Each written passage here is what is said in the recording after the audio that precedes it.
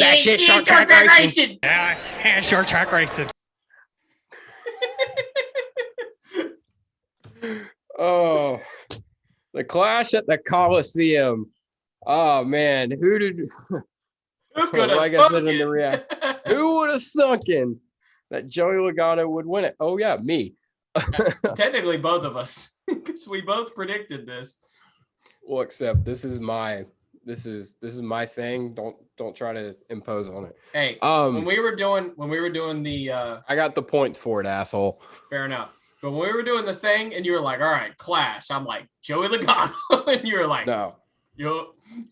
You said Martin Truex and I said Joey Logano. I didn't say Martin Truex. I said Martin Truex as a joke. Anyway. Oh, now it's a joke. Anyway. It was a joke all along. Logano, yeah. I didn't expect him to wins. do what he did, but, anyway. Shut up. Joey Logano wins the Clash. It just like we drew it up. We're back to 1,000. It seems like every time we have one of these pivotal moments in NASCAR, like, you have a couple examples, the dirt race at Bristol, or you have the big three. Who won those? And now today, Joey Logano. Like it always seems like he's rises to occasion in these pivotal moments in the sport. If he could just trick himself to thinking that everything is a pivotal moment, dude, he'd be unstoppable. Joey's off to his normal, like, I'm gonna go out and I'm gonna win. I'm gonna go out and win early and get it out of the way, and then run mediocre the rest of the year. Yep. Everything save that clip so when he wins the championship, we'll have that. Well, I mean, shit. If he wins the championship, but he won like once or twice early in the season, and then didn't win again until Kansas, then yeah, we're still on track. That's pretty much par for the course. Anyway, next gen hasn't changed a thing. Next gen's changed a lot of things. Yeah, Where the number placement is, and after 3 laps, you didn't notice that at all. Yeah. Admittedly, I didn't give a damn anymore after a couple minutes. No. And the car raced well. I thought it raced very well. You could beat, you could bang. You didn't have guys, you didn't, who was it? Alex Bowman and Bubba and all them beating and banging off each other in that second LCQ. The amount of guys that got no flat tires. Yeah, the amount of guys that got in their left rear and did not have a problem was relieving to see. It was nice to not worry about every single minor contact with the left rear and the right front like we have in years past. So yeah, fun, that part of it for sure. Yeah, and we talked about this in the reaction video. Everything just flowed really well. We had everything bam bam bam, heat races. There was hardly any time in between them. We had a commercial break, and next thing you know, cars were back on track, getting going. As far as the heat races go, they were pretty entertaining. They were pretty tame for the most part. Everyone thought this was going to be a shit show, and really kind of wasn't. That last LCQ was kind of the wild one there, kind of what we thought the whole race was going to be. 3 or 4 cautions right there and back to back, and it was kind of just the rookies, really. I mean, Austin Cindric and Harrison Burton just beating off of everybody. Not beating off everyone, just beating off of everybody. And I have to say, check yourself before you wreck yourself, boy. Chase Elliott did not check himself before he wrecked himself. And that was really odd too. I would love to know what exactly happened there. I know they said he just got high. He got high? Yeah. No, he literally just said, I just got high and free. Really? Okay. It was just, it looked so odd because they were sitting there talking about wheel hop. I'm like, you can see the wheel's not hopping. It just locked up and went. So, yeah. I mean, yeah, he had said he was dealing with some he was having a bad time locking up the left front, but I mean, a lot of guys, everybody was really, yeah, a lot of guys were, but it was just interesting. That thing just went right around, which was kind of what we were concerned about. I just realized my microphone is way far away from me. Apologies. Oof. Woof. Anyway, We were kind of concerned about that when initial reports are coming out about the steering boxes, but that didn't look like not steering boxes, the rack steering. I think Chase Elliott just sucks. Sure. Yeah, he's terrible. Yeah. We'll go with it. Yeah. I mean, honestly, yeah, I'm surprised we didn't see more of that. But back to what we were saying about these, Burton and Cindric. I mean, they were just Cindric took him 3 wide on a couple restarts, which kudos, you got a good restart. You made it work, but he just went in there and cleaned out a couple guys. Yeah. Like, I mean, and Ty Dillon was a damn snowplow out there. Yeah. I mean, he hit everything. He probably hit the pace car too. He should have. If he didn't, just go ahead and complete the just cycle, for good measure. Yeah. Well, they say he hit everything but the lottery. Yeah, that's what Mike Joy said. That was funny. Yeah. Mike Joy was so over that LCQ by the end of it. I think we all were. I was over. I was like, let's just end this thing. And then even when it ended, it wasn't over. Yeah. They didn't even say that Ty failed. They didn't say Ty jumped the restart on the broadcast. Yeah. They said it like when the race was starting. When the main event was starting, they never said that he jumped it. If you weren't on Twitter, you had no clue that Ty Dillon didn't make it. I was running to try and grab a shower before the main race, and Buddy freaking texted me. He's like, "Hey, Ty jumped the restart. 42 out." Yeah, I'm like, "Oh, okay, yeah. Cool, good." Honestly, it made the race better, it might have made it more entertaining if he'd have been in it, but still. Yeah. It was just weird. We saw 38 getting into 10, just kind of cleaned out the 10, kind of a racing deal, Eric didn't give him much room, but Todd definitely didn't have to wreck him. It was borderline, but probably a little past borderline. It was, I don't think the punishment fit the crime. Todd sent him, and I'm like, all right, Eric, we'll be seeing you. Yeah. I thought he was going to take out Harvick. I'm like, fuck. Yeah. Yeah, it was about to be bad moves. Yeah, a lot of good guys that were in the LCQs. Denny was in there, Harvick was in, Kurt, Brad didn't show up. Yeah, well, that was when we talked about it last week. It was kind of, between you and I, it was like, oh yeah, the biggest name that could probably be out would be like a McDowell or Harrison Burton. And then we get to the race, and it's freaking Kurt Busch and Harvick and Hamlin in the last chance showdown. Like, this is not what we had on deck here. Yeah. And I think some of it was, we saw all weekend long, the next gen car, definitely the cream still rise to the top. Joe Logano, Kyle Busch, two of the top names in the sport. Kyle Larson was up there too. Are good. They're gonna be good, but the field was definitely tighter. We saw Cody Ware at one point was in a transfer spot to make it into the main event over Kurt Busch and Brad Keselowski, or I don't know if they're in the same. I'd have lost track of what, but he was at somebody big, yeah. There, and Ryan Preece made it in a Rick Ware car. Justin Haley was really good. He was solid, yeah. Who did I just say? Justin Haley. He was solid all weekend long. He was running third when Larson cleaned him out, which absolutely bonehead moronic move by Kyle Larson. Agreed. That was baffling. The dumbest thing I've ever seen him do. Yeah. But I don't know if it's just like, I don't know.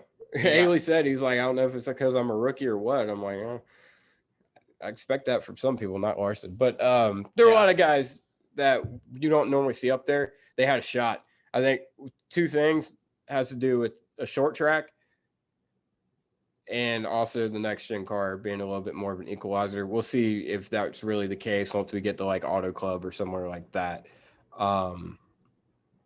But it brought in a lot of new faces to the front. And the result of that is some guys going home early. Austin Cedric sent Kurt Busch to the house. Yeah. Well, no, Ty Dillon sent him to the house. Ty Yeah. Dillon shoved Cedric into Kurt Busch. Yeah. And then, like I said, Brad wasn't ever there. I think Brad's like, I'm saving my car for Daytona. I feel like I'm gonna need it. I was surprised by the lack of speed in Brad, particularly because he's because Buescher wasn't terrible, and Brad's been a good short track racer, throughout his career. So I was surprised to see him just nowhere. It was odd. Yeah, but, I don't know. Yeah, one of those deals, I guess. Yeah, exactly. I think honestly next year we need to if they do this again, they need to have less cars on track in the main event. I think it needs to be more of you're walking a fine line because you want lap traffic because that adds an element, but they never really got the lap. They got the lap traffic like what, once, once, yeah, it wasn't that big of a deal. And so I think really you probably need less cars out there because it got to the point it's so hard to pass.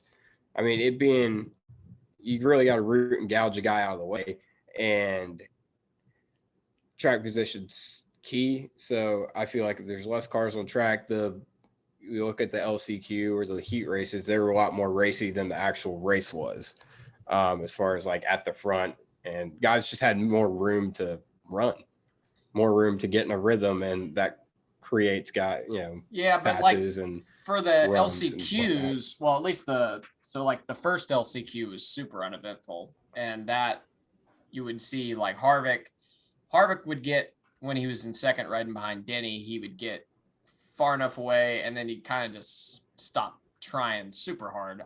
It felt, but then obviously the second one was ridiculous, but I don't know if we need less cars necessarily, because the way it was set up to get in, it's already kind of it added to that kind of chaotic factor of certain drivers not being able to get in, just due to where they slotted in these heat races and then the LCQs.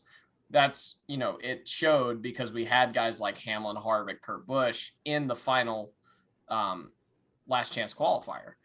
So that would be my only thing with allowing less cars in, is that you've already kind of made it harder to get in if you're like midfield, upper midfield, even like, because I would say 2311. That's fine. I mean, it should be hard to get in. It's supposed to be, I think. Sorry. I think what would be good is like 18 cars. Like take 5 cars out of there,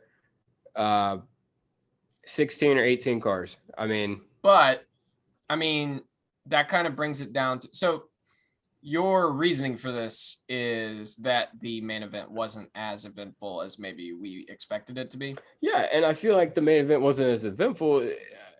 Is not saying it was bad, but I felt like guys weren't able to get in the rhythm, and like we weren't able to see guys run each other down. It's because there's so many cars out there.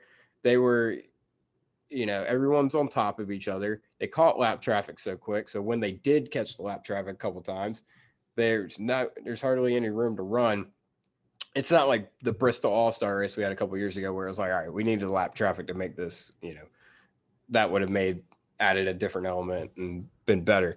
I felt like it was just the lap cars. One, you're getting lapped in the fucking clash. Like, get out of here. These should be the best drivers out there, and they are, but you're getting lapped in the clash. Like, get out. And so they're at that point, they're just in the way, is what I kind of saw it as. I thought it was, I don't know. I thought it would have been a little bit better if they would have been less cars on track, seen more guys in rhythm. Also, with that, they need to make the race longer. They need it. You could still do the halftime break. Just make the two segments 100 laps each instead of 175. Yeah. Instead of 75. Yeah. So I agree with that. My only thing with, whatever it is with less cars or more action in that regard is that we've seen this in pretty much every sort of non-points event NASCAR has put on in the past 10 years, is that the races leading up to it are crazier. And then when you get to the feature, it's usually the cream of the crop, and it's usually a lot calmer. Tends to be. So yeah, I don't really know if that would have the same effect, the effect that you think it would. I think it would, because you're trimming the fat. Like, you might be trimming the fat. Yeah, I mean, I guess if all you're looking for, and fair enough, like I said, we have, like I said in the reaction video, we have all the regular racing we could ever ask for. I'm okay with some gimmicks and shit. If all you want is chaos, which is what that would bring, and like I said, I'm not necessarily against it. That's what that would do, because you'd end up with more guys that don't really deserve to be there. But you could also, it could have the opposite effect too. You could have just a handful of cars that really have a shot to win. Now, you could say exactly. That's what it should be. I feel like, I feel like if you're doing an event like this, you want the most amount of cars possible that have a chance to win. We saw in. Well, here's another thing. Track position was so key. Those guys who started in the back, the laps went by so quick, they never had a chance. Yeah. Like, I'm sorry, if you started 15th on back, you didn't have a chance. No, sorry, unless everyone started. Yeah. And so at that point, it's like, why even be in the race? Yeah. That's fair. See what I'm saying? That's fair. And I definitely agree with what you're saying. Yeah, but I agree with your point on the race being longer for sure. Because it's like I felt like I blinked and it was lap 50 already. Yeah. So and why is there a commercial? I don't know, man. When they went to it's ridiculous. They went to commercial because they've got completely cut from the race. Yeah. And then they came the second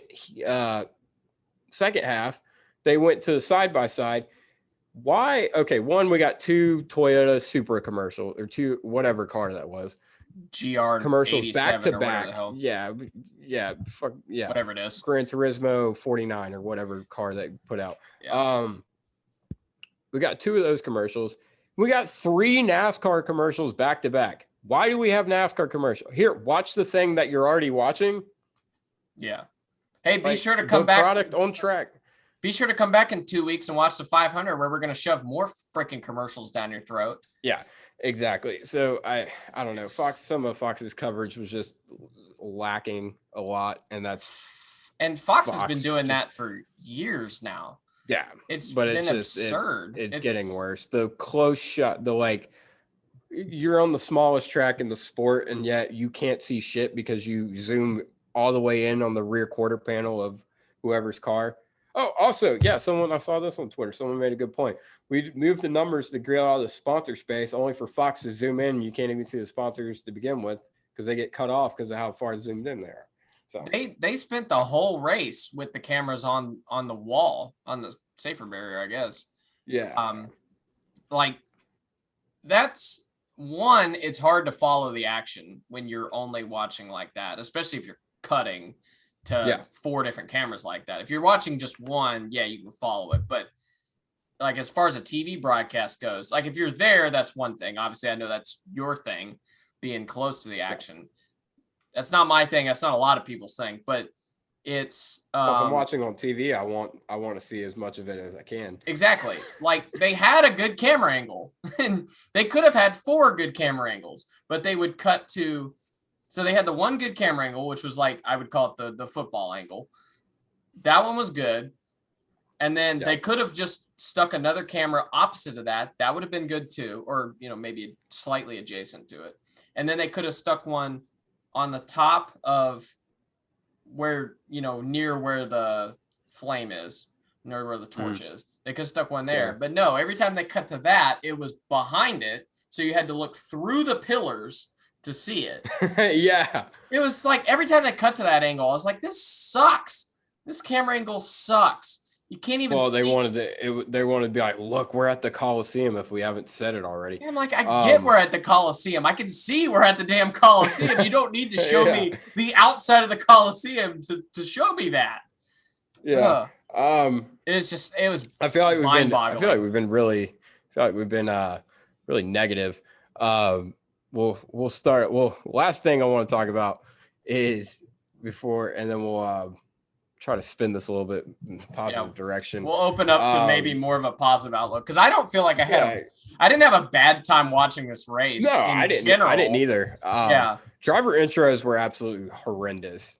I was waiting two things. Yeah, whoever gave Gus Johnson the script has barely ever watched a race. Poor Tyler Reddick got roasted on national television too. He had to bring up that he's 5'5".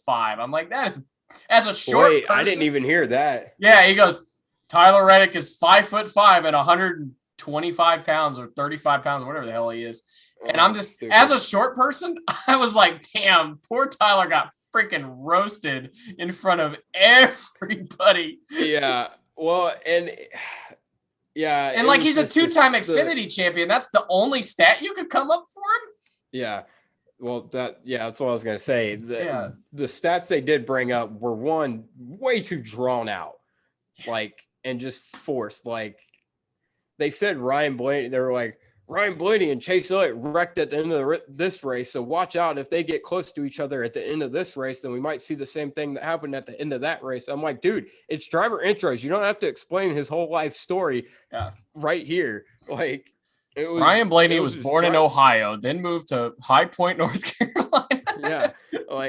I didn't understand. This is terrible. What's his name? What car does he drive? Where's he from?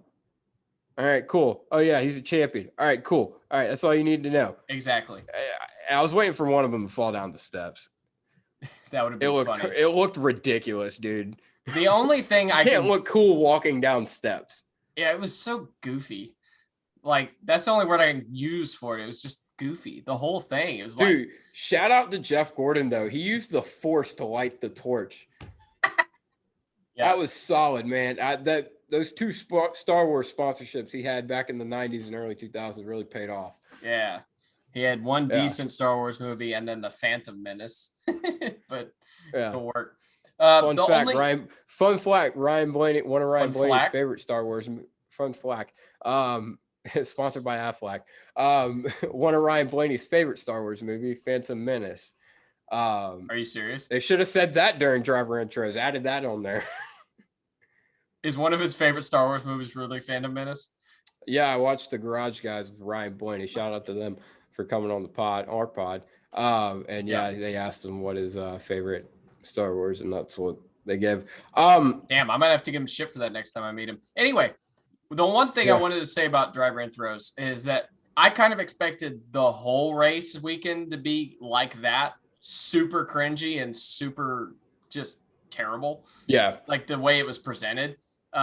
And that was the only time it was really like that. Obviously I wasn't there. So there it was probably closer to that, but I don't know. It seemed like everybody at the track was having a lot more fun than people watching. Oh, I'm sure. Yeah, that's kind of what I was expecting the whole weekend to be like. And considering that was the only time I felt really cringed out by what was happening, positive plus. Yeah, no, it was good. I thought Ice Cube was great. Like I said, we didn't need some generic country singer. That was perfect. Pitbull, solid, awesome. I wish he would have done I Believe That We Will Win. That's the only gripe I have with that. I think they should have put him in the center of the track. Maybe Pitbull, at the beginning of the race, dude. I wasn't watching. So where was he? Where Ice Cube was? Yeah, he was where Ice Cube was. Okay. Shout out to Seth. Doesn't watch races. He just looks at highlight reels. Seth hasn't actually watched a race in 7 years. He just watches 15-minute highlights. I'm the fan we complain about. Yeah, exactly. He's the exact thing we complain about. That's so not true. But I thought in the shower. Here's what I thought is they should have, if they wanted this halftime performance with Ice Cube, I feel like they almost didn't do him justice because he's up there most of the people can't really see them that great. Put them like, dude, bring in a fucking stage like they do for the Super Bowl, and like put it in the center, center of the track, and have a full ass concert, or not concert, but like performance. Make it huge. Yeah. Like if you're going for this feel, do it. Like if you want a halftime, and I saw the argument, people were like, well, that people are going to think this is NASCAR every week. No. Well, here's the thing. Well, they might, but I doubt it. They might, but people who watch the Super Bowl, they probably think, oh, well, there's a halftime there's like a crazy concert with a big name celebrity every football game at halftime. No, it's not how it is. It is what it is. All it takes is, if I'm ever somewhere and something abnormal happens, if I'm ever at somewhere new and something abnormal happens, some guy normally taps me on the shoulder. He's like, yeah, it doesn't normally happen. Yeah. The only thing is so you brought up the Super Bowl. A lot of people watch the Super Bowl and that's the only football game they watch a year. So the only concern with doing something like that and going absolutely all out would be the fact that people would kind of bookmark this and be like, hey, we're going to watch this in early February just because it's not the NFL Pro Bowl and it's right before the Super Bowl. This isn't our championship game or race. Yeah, that's true. But you could end up with an influx of people who watch this, then watch the Daytona 500, and then that's absolutely it. Which I guess there probably are. Well, if we put a good product out there, they'll keep watching. Yeah, and obviously, hopefully that's the goal, obviously. But hook them with the, get them in there for this and hook them with the product. So that was my thing. I thought that would have been great. It was a little awkward with Ice Cube because the way it was set up, like it looked awkward. Dude, it was hilarious. He rolled up in that car, and I like to think that Ice Cube he was on the pre-race thing, but I like to think that Ice Cube pulled up in his car from his house, went up, did the performance, walked back down the other side of the steps, got in his car and left, and it was like a 45-minute thing out of his day. that was like, yeah. The cool thing I like to think he was in his underwear, like drinking a rum and coke, rum and coke or something 20 minutes before that performance happened. He looked like he literally came out looking like he was like, I was like, this is what Ice Cube wears at his house. Shout out to Ice Cube. I thought it was awesome. I bet he does. Really wanted to play Fuck the Police. I would have lost it. It'd have been legendary. But like you said yesterday, if he would have just started to play it. And then just stop like Nirvana did that one time. I gotcha. I don't know. The cool thing about the Ice Cube thing is like he's been at races before. It's not like they just called him up and paid him a bunch of money to be there. I mean, I'm sure you got paid a lot of money to be there, but it's not like he's never ever set foot on a NASCAR track. He has, and I think we talked to David Lane about this because he sent out that tweet about what's her face and those bodyguards that didn't know what the hell was going on. Yeah, I think you got to have these celebrities here, but I think it does help when they actually have been to races before and know what's kind of going on. Yeah, able to sell it. It literally it seemed like Ice Cube was like, yeah, like I did kind of know what's going on. He seemed enthused to be there. Exactly, which is a positive. Yeah.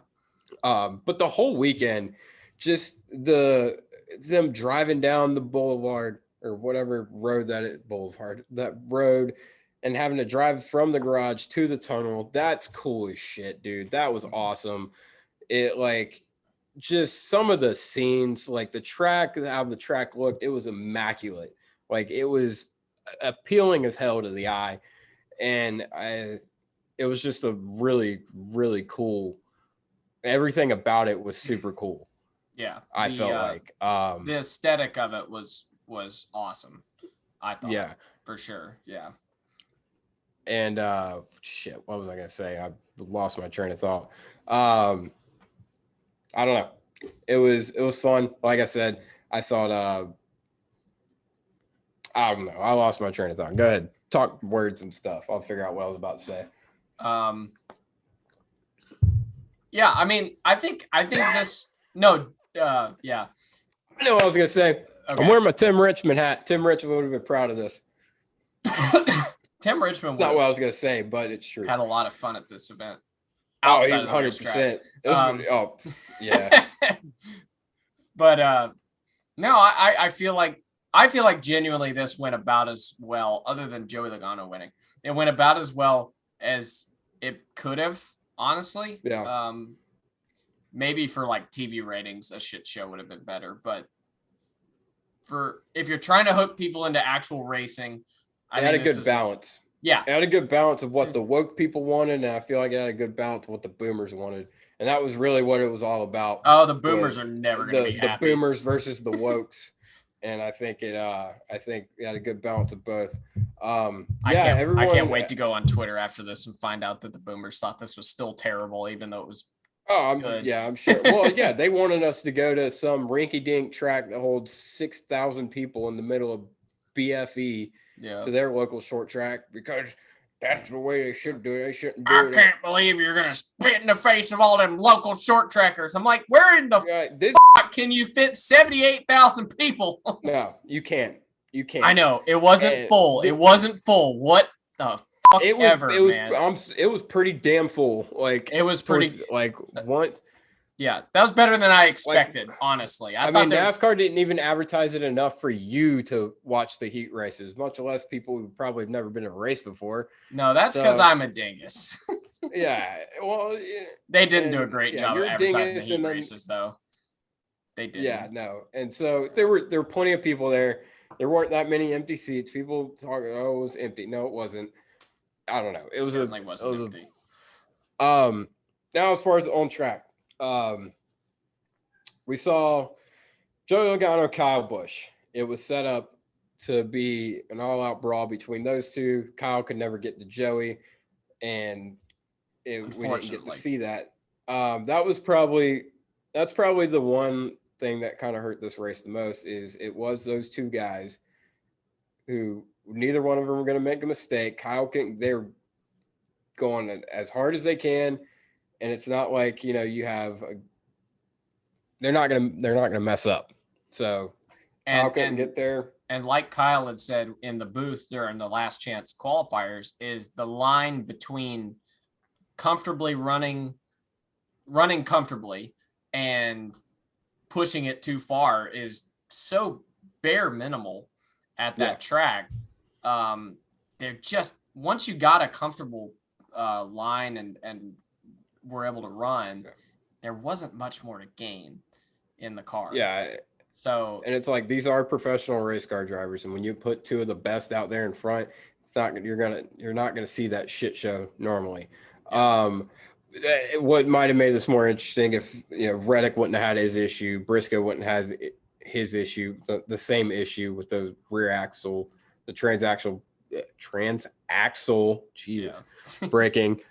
Which is kind of concerning. I thought about that. Reddick said it was kind of his fault. He was dumped the clutch and I guess under caution, and thought about that. Like, that's gonna happen a whole lot. Are they gonna have to do that on pit road? Yeah, that's gonna happen a lot. Like, if they break doing this. Yeah. But someone made a good point. This is the hardest track on the rear axles or the transaxle that they're going to have all year. So that's probably why. And it's the first race out too. Yeah. And really we expected mechanical issues through the first part of this season. Once, it was going to happen. We knew it was going to happen. And it's just something we're going to have to get through. We had a little stupid stuff happen. Like Briscoe broke what did he break in practice? Not throttle linkage, because it's not linkage anymore. What is it? I don't know. Broke something. Yeah. And we saw Hamlin power steering issues, little stupid stuff. Yeah. Ty Dillon had an issue. Ty Dillon was an issue. Yeah, Ty Dillon was an issue. But it's part of it. Yeah. Dude, if Kyle could have gotten to Joey, that would have been, we would have seen an all-time classic, I'm sure. Oh, yeah. Yeah, I mean, I was pulling for it hard. What did I write down here? Oh, we already talked about that. But yeah. I don't know though, because we saw the Bristol dirt race. No one touches Joey. For some reason, no one ever touches Joey. I feel like I'm starting to think. Apologies. Joey has nudes of everyone in the field, and that's why Joey can just do whatever he wants and no one touches him. Either that or that's my conspiracy theory. Like Joey, when Matt Kenseth dumped Joey at Martinsville, NASCAR probably must have come down and said, if anybody does that again, they're going to get a life ban. So they've just interpreted that as you cannot touch Joey Logano. I guess, but good Lord. I mean, yeah, no one Joey races like a dick and no one touches him. Yeah. Like, and everyone talks about how much of a dick he races. And everyone talks about how no one fucks with him. And still no one does it. Yeah. I don't know. It's odd.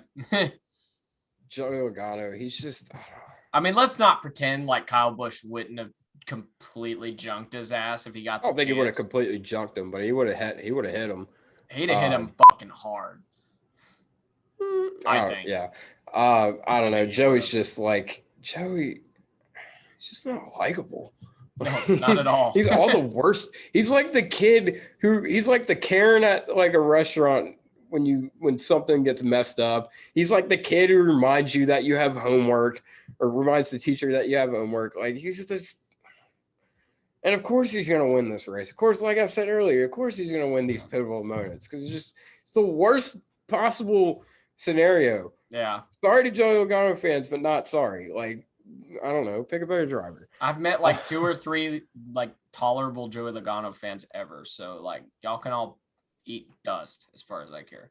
Gee, no, you can't say that, guy. I kid. Half our fan base are Joey Logano fans. No. Actually, it might be true. Remember that girl at Bristol? That's true. Shout out to her. Hell, we shit on Chase Elliott all the time. I'm not worried about Joey Logano fans at this point. yeah, dude. We like to dig ourselves holes on this channel and podcast, and we like to make it harder on ourselves. We're like, yeah, let's just alienate half the field of fans and then try and do this.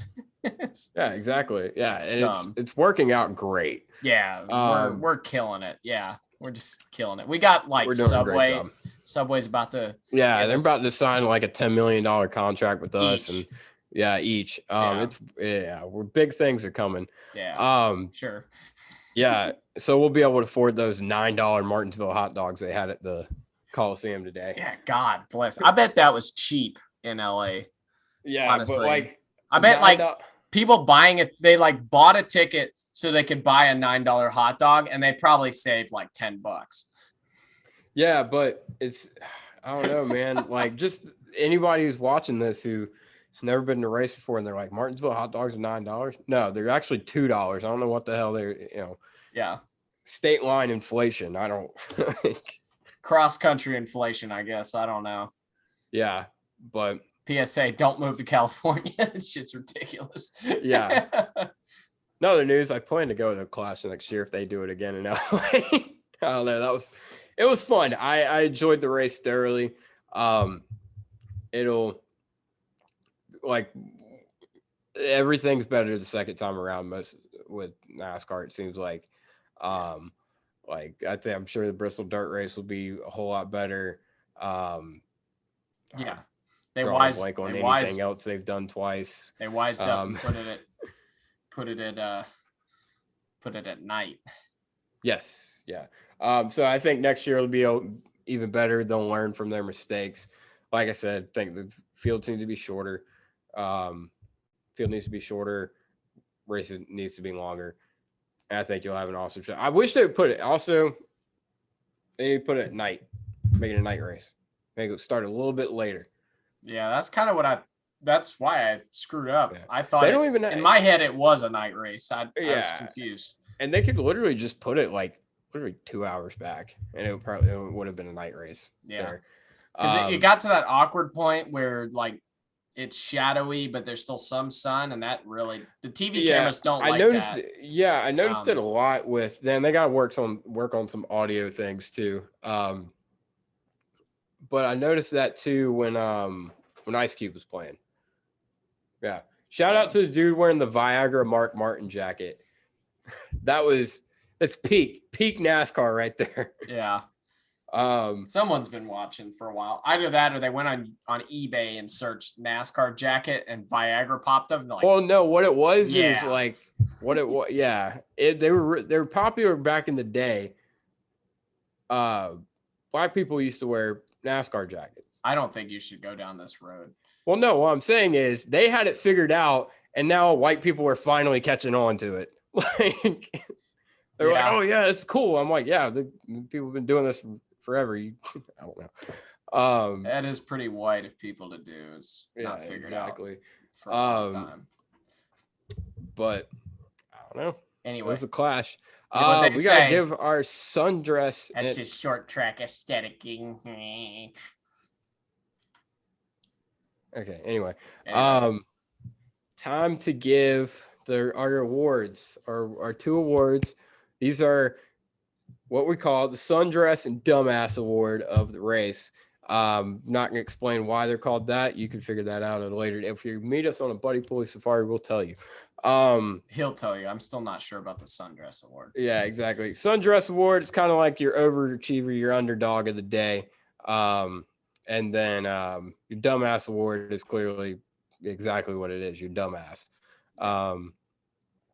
So who do you think is Sundress should be? I would go with Ryan Preece. I think Preece? I think he did more than I expected him to do, which is an automatic sundress for me. Well, way to go. Way to figure out the definition quick. I'm a real thinker over here, guys. Yeah, I can tell by your glasses. Seth has his glasses at like an 84-degree angle on his face right now. Clear, Joe Logano style. I don't know. I was thinking Justin Haley. I feel like all weekend, as far as an overall weekend performance, I felt like he was the one who. If he just hadn't wrecked on his own by himself with no contact. Then... Well, that was leading me to my dumbass award. I feel like Kyle Larson was a candidate. I don't think he is definitely not the winner. That move definitely added him to candidacy. But clearly the dumbass award is Ty Dillon. Yeah. Not only was he an absolute piss missile on the track, but he jumped the restart not once, but twice. Yeah. How the hell do you do it twice? And he did it in 2 different ways. Both like It's like, dude, like, come on. You would have, if you don't do that on the last one, like first one, I can accept that. Fine. Yeah. Mistakes happen.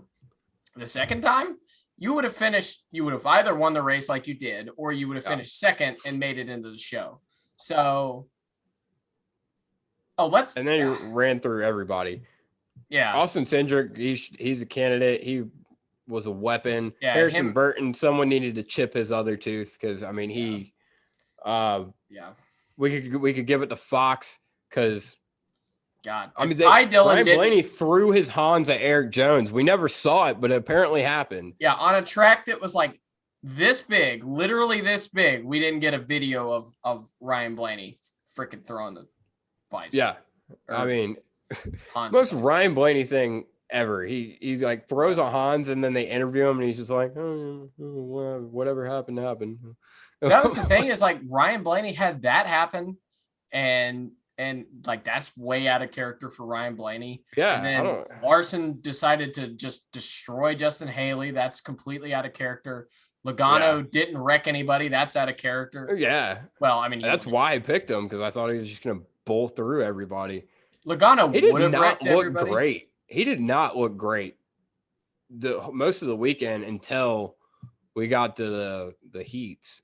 Yeah, that didn't like dissuade me in any way because it did for me just because of the track position thing.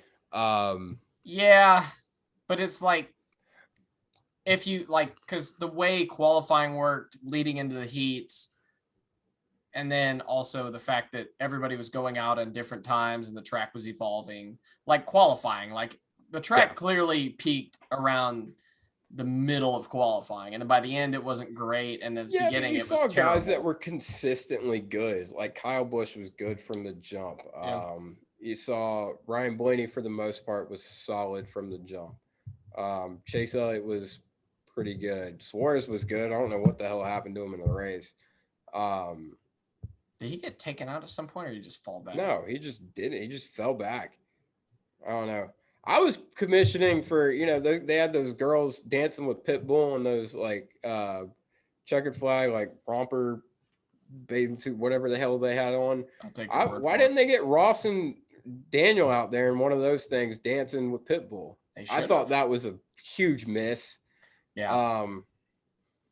So I don't know. Maybe they didn't want to look biased, but that really ruined the race for me, I guess.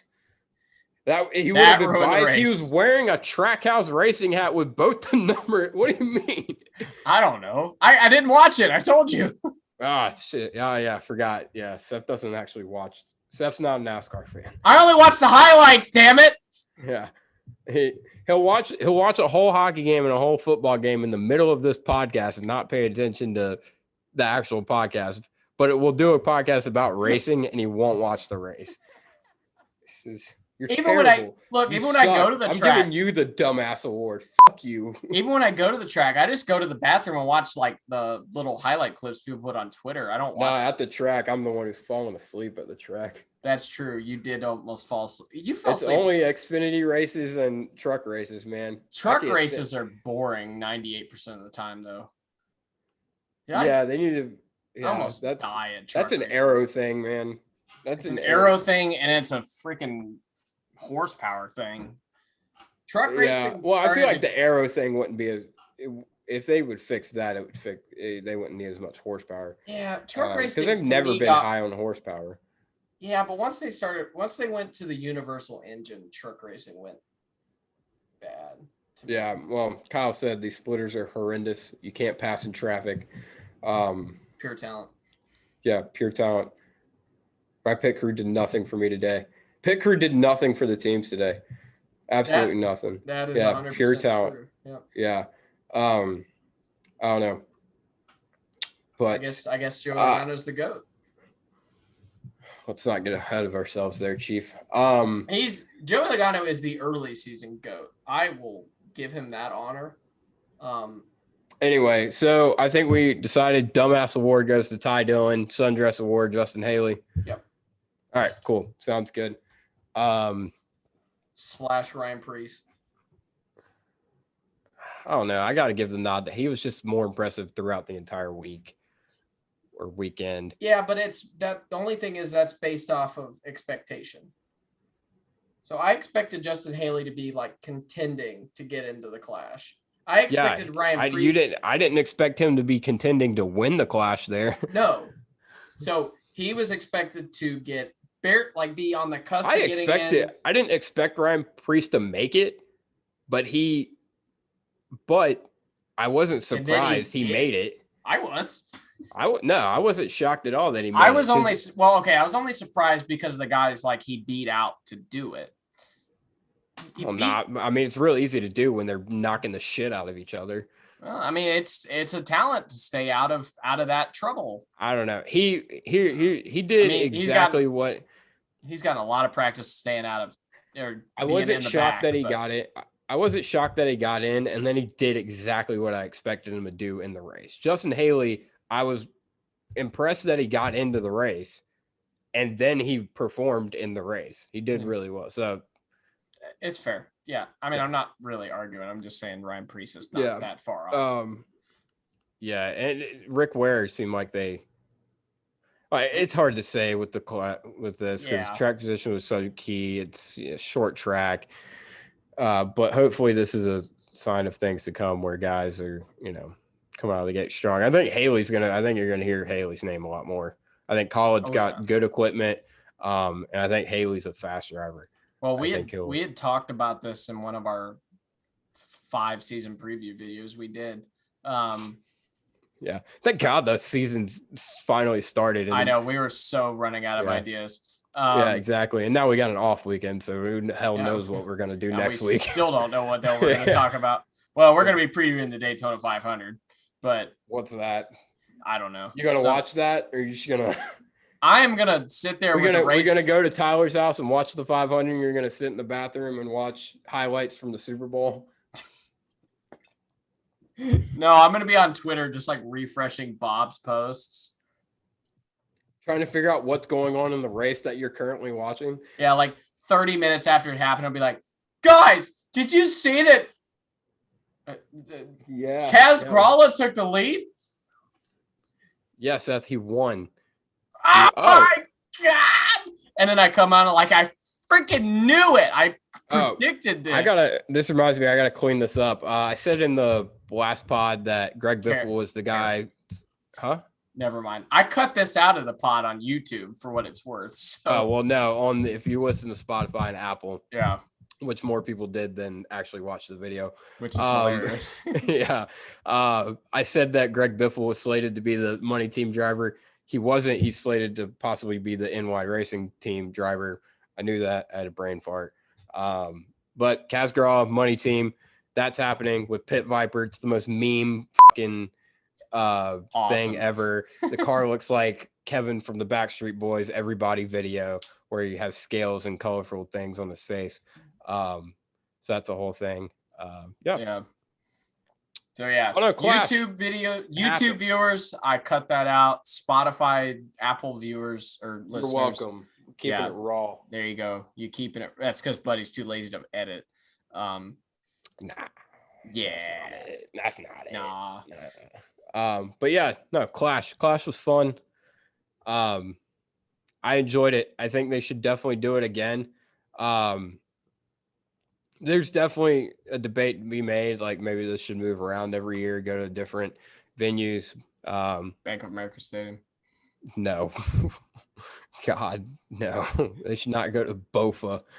I want that. Joey Logano will win the race. We've established that. So then I can say, hey, Joey Logano, and then you fill in the blank.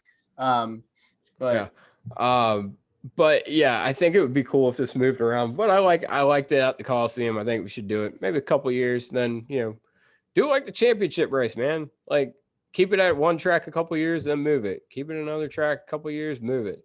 Yeah. I like the idea. We were talking about this yesterday of the Clash and the All-Star race maybe being these ways to try out new things, but also being these big destination races where they're not necessarily tracks that are on the actual schedule.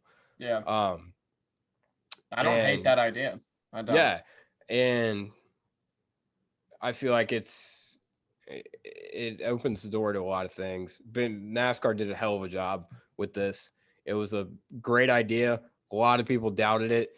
And I would think they were proven wrong. It turned out a whole lot better than the consensus was expecting. Yeah, exactly. And it, like we said in the last podcast, it was either going to be an absolute shit show, which was a win for NASCAR, or it was going to be a solid short track race, which it was. Yeah. And it was a win for NASCAR. Either way, it was a win-win scenario. They won. I think everyone won.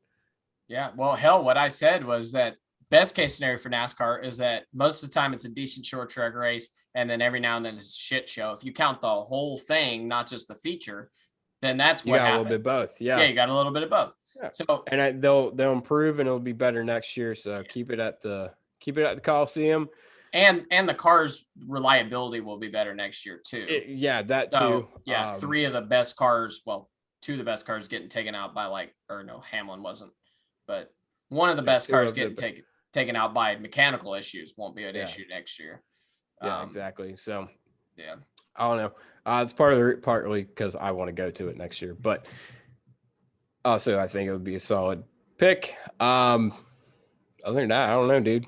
What do we do now? Is this it? I don't know. That's about all we got. That's all we got. An extra week until the Daytona 500. Shit. What? Let's go. Well, I guess we're doing a pot. No, fuck it. Who's winning the poll for the 500? I just want to make a pick. Alex Bowman again. Alex Bowman. Yeah. Money team for the win. Oh, Winning God. Do I actually think that? No, but are we gonna stick with it? Yeah. You're gonna stick with it? I'm gonna stick with it. Money team for the poll. I'm gonna give you 8 more seconds to change that pick. All right, you're stuck with it. Yeah, that wasn't 8 seconds. But I don't care. Cool. Yeah, money team for the poll, man. I think Floyd's gonna take him to the top. I definitely gonna be Bowman though. Yeah, probably gonna be Bowman. God, he got his ass whooped today. Like they just beat him all around. It's like the whole field in the last chance qualifier was like, I tweeted that guy. I'm like, someone needs to manhandle Harrison Burton after this race. And Alex Bowman was the one who got manhandled. Yeah. Like, but I don't know. The field made Alex Bowman their bitch today. Mm-hmm. I don't know. Oh well. Cool. Them's the This breaks. big motor, small blade. cLAshin. Recorded from our homes. Things and stuff. Next week will be, or not next week. Next week we'll be previewing the duels, I guess. Right? What? No, the 500. I don't know what we're doing. Honestly, I don't know anything about anything. So we're gonna do a pod next week, recorded on. It doesn't matter. They'll see it when it comes out. That's true. Yeah. Anyway, look out for our NASCAR for Rookies video. It's gonna get posted up next week. We got. Oh darn it. Another video coming after that, as well as obviously the podcast every week. Yeah, Seth, you're a dumbass. And why are you looking at me like that? You froze for like 13 seconds and then it like caught up really fast. That's why I was looking at you like that. Oh no, I literally just stopped talking and then yeah, it's been things and stuff. It's been the Things and Small Blade podcast. I'm Horse, he's Buddy, and we'll see you. Small Blade and I'm Big Motor, and sure switch them around. You got Big Motor, Small Blade. I don't know why I do that all the damn time. Snap point, Big Motor, Small Blade. I don't know. I think it's time to end. I think it's time to end too.